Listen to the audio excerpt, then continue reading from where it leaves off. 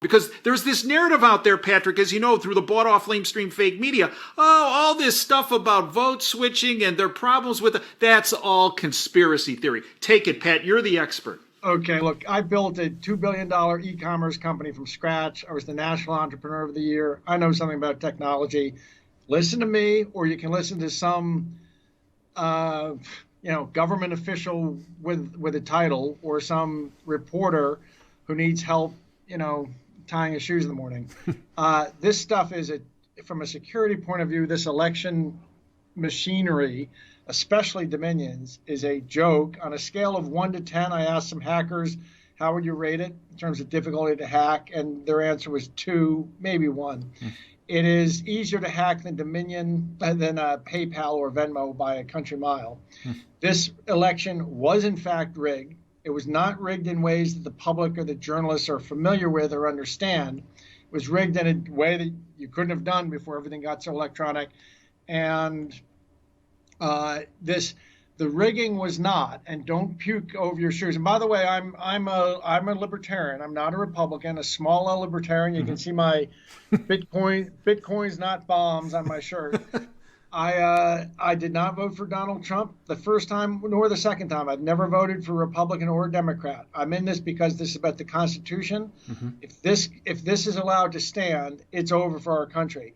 This election was completely rigged. The Democrats are correct. It was not widespread. It was very intelligent, whoever designed it. They picked 5, arguably 6 places, but I'm just going to speak to 5 really. And they were Atlanta, Philly, Milwaukee, Detroit, and Maricopa. And they were very clever. They realized you don't have to steal the nation's election. You don't have to cheat everywhere. You just got to cheat like crazy in those 5 places. Those 5 places flip the states that they're in. Those 5 states more than flip the country. So really to steal the nation, they needed to steal 5 counties. And they went full on goon in those counties and did this outrageous stuff, gooning, having muscle goons go up and drive out poll watchers and shutting the polls down in the middle of the night and putting newspapers over all this goon. It's scofflaw stuff. It's somebody who's not even trying anymore to pretend they're following the law. They realized if you do it those 5 places, you can flip the whole election. And that's what they did. That's not just the evidence for this is overwhelming. It's not, it's super conclusive. It's silly for anyone to deny it. All they can do at this point is spin and try to distract the public. It's overwhelming. And now, how do I know that? You want to know how I know that, Doctor? We sure do. And I'll go into more details. How I know this, I've been funding since July, August, a team of cyber hackers, very professional hackers, ethical hackers, cybersecurity companies, outside investigators and people of different kinds, and we had this completely reverse engineered. We knew it was going to happen.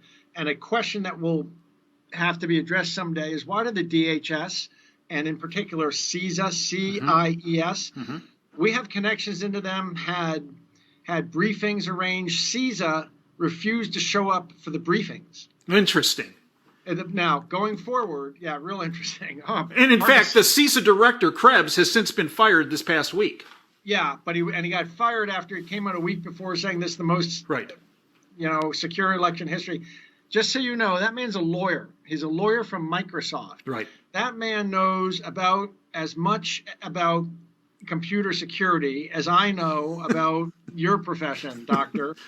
Although you've had 113 operations, so now. Yeah, and you do learn some. I was explaining to the doctor that before we went live that he's a surgeon. I've had 113 surgeries. The most recent one was this July, had a tumor removed off my spinal cord, which explained why my left leg had stopped working over 4 months.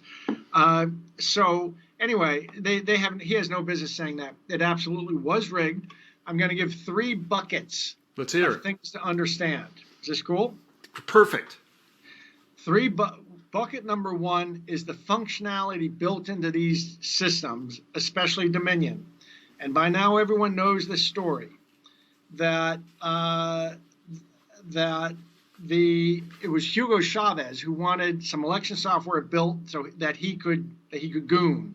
And it was built and designed so at the precinct level, precinct administrators in every little precinct can play all kinds of games and have privileges that go far beyond what you think a precinct administrator should have, or a county.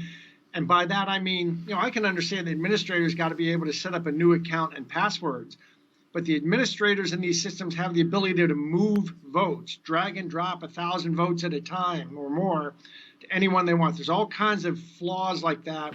No election system should have that kind of administrator privileges. Another thing I don't want to omit, because nobody's getting this yet in the press, but along those same lines, that's one of like 10 different ways these Dominion systems can be beaten.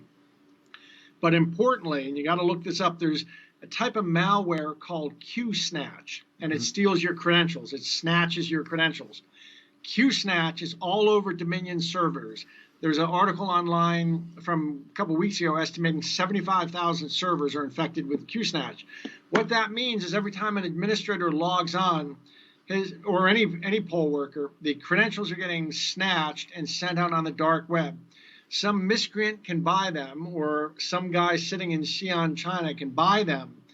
And so not only does that precinct administrator of some little neighborhood precinct in Maricopa have what I would say is far too high powers to shift votes around within his or her precinct, but in addition, is once their credentials get snatched, somebody sitting over in Belarus or China can come in and also has those same privileges. That fact alone is decisive. Anything that ran Dominion software that has a Q-Snatch malware on it should be disqualified. No one has any reason to believe those votes just from that simple fact. In addition, so we can come back and go into more details about bucket number one, but this is the kind of stuff in bucket number one. Got it. Bucket two. Bucket two is there's the lived experiences of various people who voted, worked in these precincts, or some postal workers. And we have hundreds of affidavits, detailed affidavits at this point, recounting really odd experiences. Like in Maricopa, they were continuously told, don't use a pen, get rid of your pen. Right. And they're giving Sharpies. Well, and so then there's a question of why is that? And then the third bucket is the macro results, which display irregularities one would expect. They're not just quadrillion to one, and you're a scientist or a doctor, so I can speak in these terms.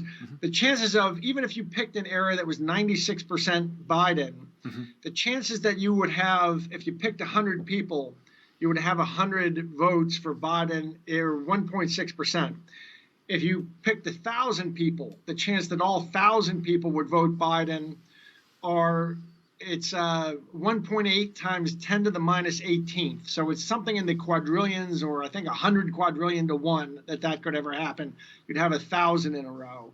The chance that you would ever have 123,000 in a row are, it's quadrillions. I forget what's beyond quadrillions. I mean, it's astronomically against that could ever happen. And here's the key point. These three buckets line up perfectly.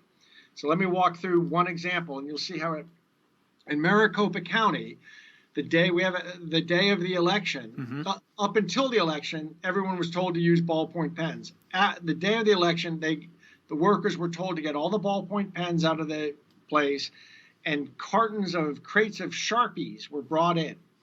And everyone was told use Sharpies. And we have affidavits from people who said, well, I was trying to use a pen. Well, why they were told to use Sharpies is this.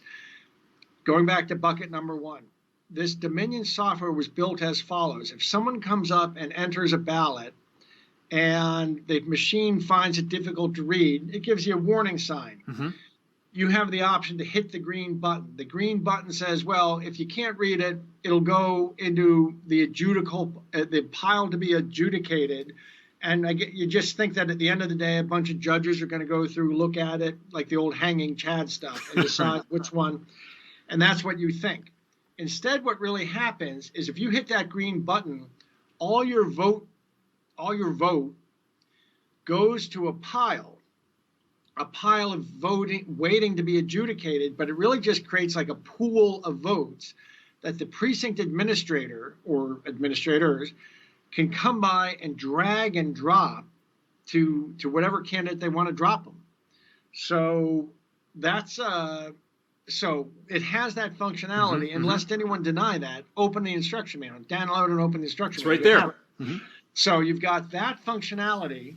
You have this inexplicable thing where these people who voted in Maricopa report this very strange phenomenon about how aggressively they were hassled about using a ballpoint and you have to go to Sharpies. And they say, when you fill it out with a Sharpie, I'd go up, some little lady goes up to feed her vote into the machine, gets this warning sign. The precinct worker says, oh, madam, this probably doesn't mean anything.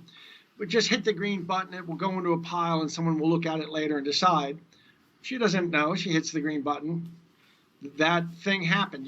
She just gave her vote to whoever the administrator of that precinct is, or whoever back in Xi'an has stolen the credentials of the administrator of that precinct. And then the third bucket is you look at the statistical results, and you have things like thousands of votes running through, all for Biden, and all being uploaded or all being processed at a much faster speed than the vote tabulating machines could actually read the ballot themselves. So I'd say that those three items of knowledge dovetail beautifully. The systems were built with the functionality to do this thing I just said.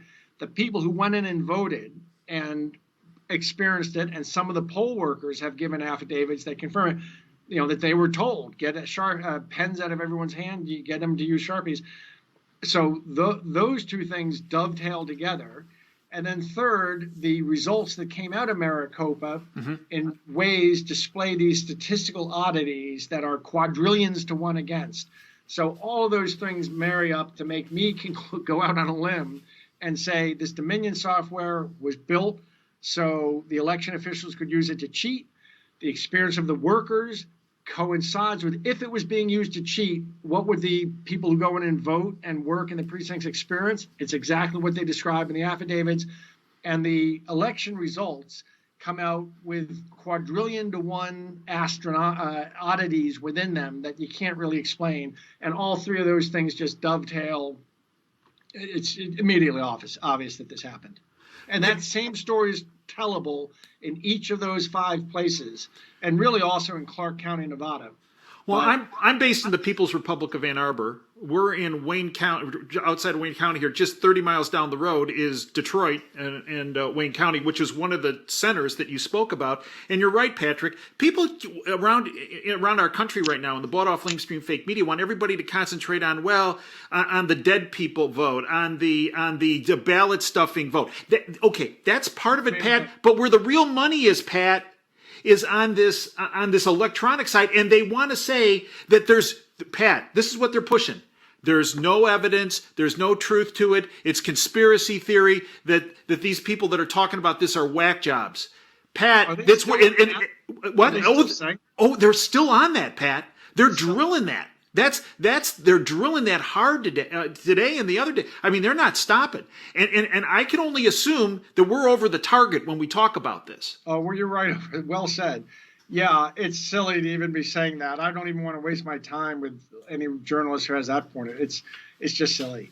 So, one of the things we outlined on our platform, General Tom McInerney, 3-star general, retired, came on our platform 2 days before the election and spoke about how the deep state was going to try to steal the election by using a hacking system and in particular, a system that had been used elsewhere around the world called Scorecard. And I saw that interview. And what was your impression? I'm not aware independently of Scorecard, so I cannot verify that, but everything he said jives with what I know. You see, what happened, and your viewers should understand this, is that in 2018, the Dallas, Texas elections had irregularities in them, much like the irregularities we're now hearing about. The Texas state government hired a cybersecurity group to investigate these odd facts about the Dallas election that had been managed on Dominion equipment. That cybersecurity group went in and discovered about 10 different ways that the systems could be cheated. 10 different ways in which the Dominion stuff is garbage. And in fact, Texas outlawed it in Texas as a result of that. Although I understand it was used anyway, but Texas outlawed it or made a reg against it. So that group was on it for 2 years and has had 2 years to reverse engineer the way to rig an election using Dominion. The rest of America's had 2 weeks, 3 weeks to understand it. They had 2 years. I've started and they and another cybersecurity group, I started getting involved with and funding back in the middle of the summer, and kept this going and hired other hackers and hired other people that were needed. And we had the whole thing mapped out, just what they were going to do. So much so that that's why we went to the DHS and the CISA, and they refused. A meeting was scheduled and a special room reserved for it, and the CISA people, whose job is to oversee this, refused to attend the meeting. How odd. How criminal. How criminal. Well, all these people, there's got all these, yeah. And, it's not just, if you have a Microsoft lawyer over this kind of stuff, you get what you deserve, because lawyers know, they don't know any of the actual technology, but they're top cheaters. They don't really understand it, but it's below them. It's just filled with all kinds of the number of people who had to look the other way for this stuff to happen is unreal. Patrick, how can folks follow your efforts on this election matter and your teams? Because it is critical. It is critical to the future of our country. Well, I have a website called Deep Capture that I used when I took on Wall Street 15 years ago. It was largely dormant until after if I kind of proved to be right in 08, 09, I kind of let it go dormant. In the last year, I reactivated it and started publishing stuff because I was involved in other matters that I've exposed on there. And I have started to put up, and will do so today. I'm going to start, since all these idiots are screaming out, where's the evidence? Where's the evidence? I've just been, I didn't even know anyone was still there, but I've been kind of really learning today they are. I've just decided I'm going to go up tonight and just start posting all kinds of things. The lawyers will get furious because lawyers all want to be like this with information. I'm putting it out to the public. I'm going to start posting the information. I've got one more interview after this, then I'm going to start posting hard data, graphs, everything the public needs online. And that's deepcapture.com? Deepcapture.com. Patrick, I'd like to thank you for everything you have done, are doing, and will do. My dad's favorite statement was dream big and dare to fail. And Patrick Byrne, you are the epitome of that statement. And I thank you, and every American benefits from your efforts. Thank you, Doctor. It's an honor to be on your show. Have me back anytime. You got it. Thanks, Pat. Take care, sir.